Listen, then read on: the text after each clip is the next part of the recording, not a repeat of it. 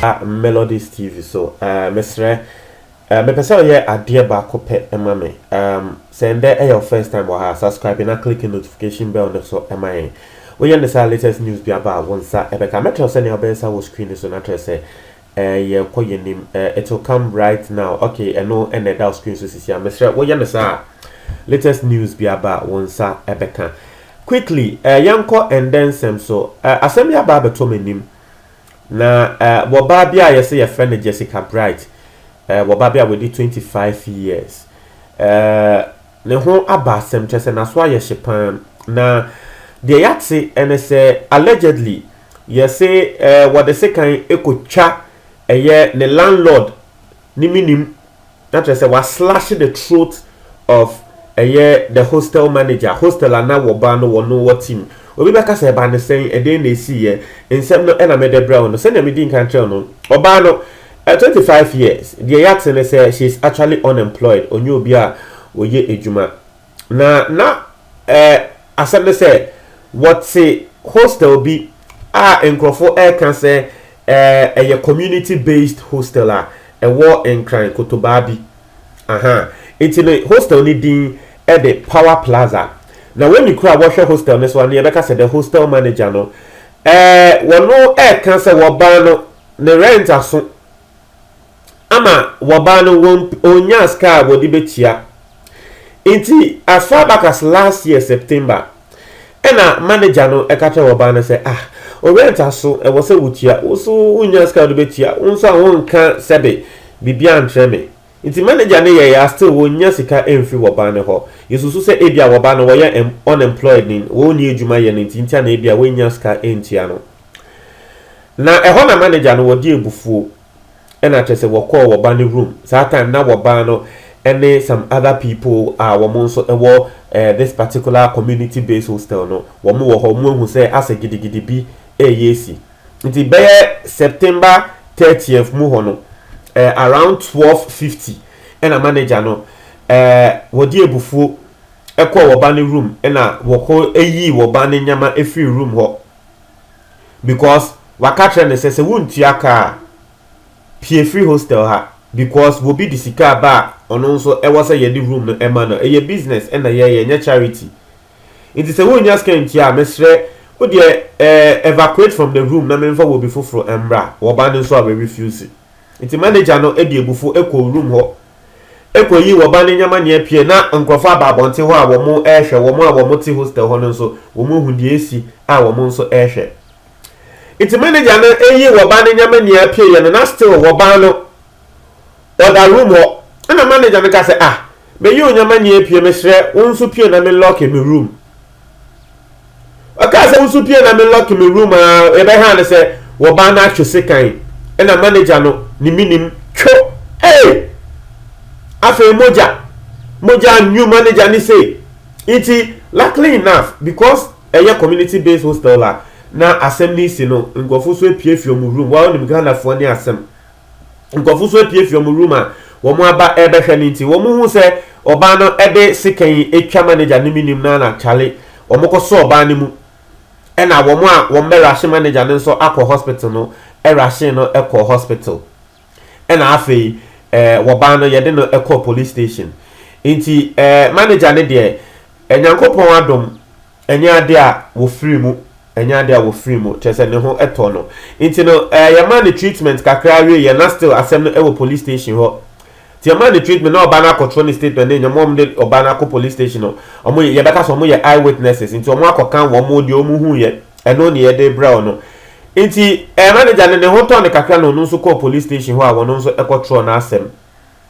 na wo ba no police for e ko hwehwe ne nyama mu no wo mo hu sekan any seizures e wom and the police for this kind of seizures to her as evidence and Rebecca said I don't know how they call it but what we was as evidence and bibisa and manager ne hoto na wo ba police station na police for ni bisa na say e dey na see here and a story I dey two when man story I can see here no manager ne can the same thing just like the eyewitnesses no so e kan e police station ho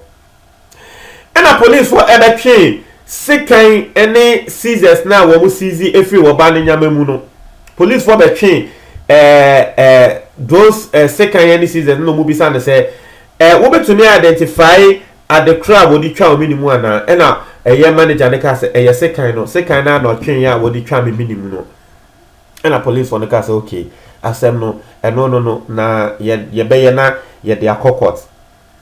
afi akokot aye koka asem na wo ba ne koka na asem a wo se wo no de wo nim asem ne ho hwe wo nye hwe na ya asem a ya hye da de to ne so na afi eyewitnesses no any manager no just say asem na to mo so omo say obey sabe eye bibi na eye na ema ni refi nyama na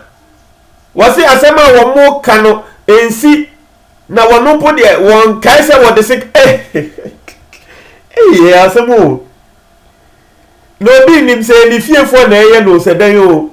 wo se won kai won nya hwe o munja no ko ni fie won nya hwe o fe sik kan twa obi aye eye ntro na wo de asem to ne so meanwhile manager yi so wakọ hospital matrese wo mo apempam ne mini woni sa nyama ne nya atrese evidence wo a obehu ne se ye de sikan etwa no base ne aye no na judge not asem ne so kran na ne hwanwa e no ka say okay sisi asem ne asem na go because oba na ebia na ko oba e na ko be ka say okay eye ne kre me ye na say ni si na esi ye manager ne ye say e na me ye ne sansem na ka me so say bia eho enim ho na ebia I'm not a lawyer, but so say ni mo ni mo ho na bia na ke be di asem no na ebia oba ne ye de no kwakotuma ye de na akotum ba we di na nti no na afei e wo say ye ageni case nti enda me ne wo ka say case no ye ageni to a year January 27th oba no oba reappear e wo court na afei wo no so e de ne lawyer ba na wo mo aka asem no nti no judge na wo te asem no eso no wono so oyoba ye friend Miss Justice Rita Abrakwa Doku enti ono na waka say okay oba no ye man the bill because she was still in police custody ye beka say na wada remand because police for beka say e was say ye dey to remand na ye investigation because some be susu say bia oba no wo be jane enti na oba no wada remand na judge no e ka say okay sisi and ye man the bill to the tune of 50,000 Ghana cedis with two sureties at here it's no any nsema edaho but from what the eyewitnesses are saying and from what the man is saying it's quite interesting. Say people were there, people saw what happened, and the lady is still denying. Anyway, let's see. But assembly there, the latest on this particular matter no ye the bedremo assembly ye be di echipa na say yahye na senior asem no bibia be kwa kodu no ye de abramo because for me in the cry no very interesting, but in each case or in any case no there are two sides of it. One, the witnesses and the hotel manager, that I say you let me like I say their witnesses no they didn't know what was happening. Maybe I know moon himself will ban the car, hotel manager need so ban the car, but Osha says we parking in Yama every banning room no. You can say for sure, say okay, they got to know say maybe I will ban the car and Brana hotel manager ni boy for a walk kasa walk parking will ban in Yama every room or. Now let me say this. Something similar to Madame Fubi. Na Madame Funo ono ne papa ewa broche. Ena Madame Funo ne auntie just say ne papa side party asiye. Ne papa ni nuaba party asiye. Iti no ne papa kwa broche ne na trese. Ne papa ni nuaba ne ye na adwen say opese oni baby like as a waba krokes wo free village mu. About croquesim into no ope baby ada just for some 1 week 2 weeks be iti madam for no one ne papa enim ne sister no iti ne papa ka say da bi on pele ma ne sister ne betina ne fie ho because onim no onim say me sister we me ma ne betina fie ha ade a wo bayi no nyame bi a wo bayi no obeba be gi fie we aboso iti ne papa wa abrochi wono na wo ka che ne ma ne say mo mpele e ma ne sister ne mba ba madam for no ne maame nso ewo Ghana ha se se ne papa wa broche but madam for no ne maame ene ewo Ghana ha se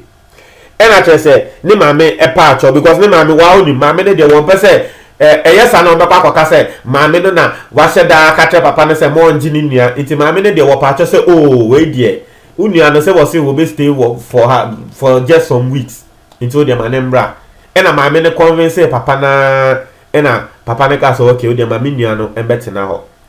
na afa mi nua ne betina afie ho a wo gifie na boso ampa te say senya papa ne kan na afa ni nua ne mom abesei mammy no eye madam fo no ne mammy ene ne papa relationship mu chese wa bese ya ma chese papa ne kai na adwen se wo jai madam fo ne mammy enye easy o na ni nwa ne ekejegum ebe ye ya ma ne kre madam fo no ne papa ebe jai ne mammy na esi sa no owie ye na wo ma ne papa pame mammy ne fifie ho wie ye no afa no de ba emma ne so na madam for the car said dabi wono de want na ho enhwe ma bibi say ensi iti madam for no de wono de wo forgetting ne papa kra wan bo ne papa mane na madam for no ye na de say wo tu ma me na fifi ho wo katre mi so ntu ma me ni si wo ntu na luckily enough na madam for no so oyi obi a baby a woti ana baby o muti police station nso e wo ho na wo ko dan odi asemi nya ko tu police fo nenim say ni say wo buy no wo ka say 2 weeks depend on wo ba bedi afi we bedi yes wa ma say yesi Emma police won frame maame no Emma wo mo ka tre maame ne say maame no entu enfifie ho still maame ne yesi wo ntu madam for no sanso de ko 2 police for nim Emma police won ankasa buy ebe share Emma maame ne 2 ye madam for no edu bedi na wo no ankasa pese wo ofa maame ne nyama no wo otu ne fifie ho but police for no etu ne for said abi okoyesa na wo ba na obetrel se ni sika bia yera na de ba police station na wo na ho betrel it no a situation like this no maybe susu say the hotel manager no nanka de e wo se wo ye ene se onko police for na mane enkanche police for no it nanka police for no be supervise na police for nanka sa ene two lady every room ho a nanka se boy enkosi ati ase yes eye ufie na waje ni pakon no ebia wo park ni nyama free inside on wo scatter ni nyama no obetumi akokate police for say wo no dia wo ho usi wontu na wakate so obetu o de wo sa akoka ni nyama ebia de 10,000 cedis ahira obeye den I explain ba ko police for na manete say madam for ne de na police for na nkasa ba fie ho ebe hwe ye etu maame na nka wo ni asem na kan de police for nim no want to me entwe sekan enfe ntwa wo minim na kan no wo twe sekan de ko twa wo minim wo police for nim a na kan we want to me ko gina court enka so eye ntro because I need the police for na kasa ye den ehu it you know things like this misusu say kwasiebuo ya ade bia etumi man kofu bufu yie na papa ne de ntia misusu say wo ye bibi say ne say no susu say eye kwasiebuo as a lady no epese wo bu ne kwasia wo bese obetia na so wo da ho ati ase but things like this no that's why police was and say they are robber bi robi welu ntina o go for police o nyama bi say no intia and a police force and a security agencies no e wo Ghana ha say it BBC say ya pa no akobo mo amade na when you say free it evacuation bi ana bibi wo ho a police won ankasa be ba be hwe ati ase and that me no ka say madam free we nya ni freedom ne papa beti ye kra na ne papa ni age no kra say ne papa beti a ne papa bu befu say ba na ne papa ni age because ne papa initially no akan say Mrs. Teminim no wo beti na fie ho a wo bemma entokwa besi yentem iti ne papa beti say ne ba no take this action the father was proud say at least me buy wenyi pan say wetumi take this action it's here for it's me person mo try mo adwen e comment box ni mo things like this no send me din kaka I'm just encouraging you open police for to number we bibia ebesi bia obesa obefre police for bia no to number we 185555 185555 ofra police for eno ebe to twin anything anything abochimpo dey sabe wo hu se wo bi ju so wo baby cry wo free police mo try mo adwen me da say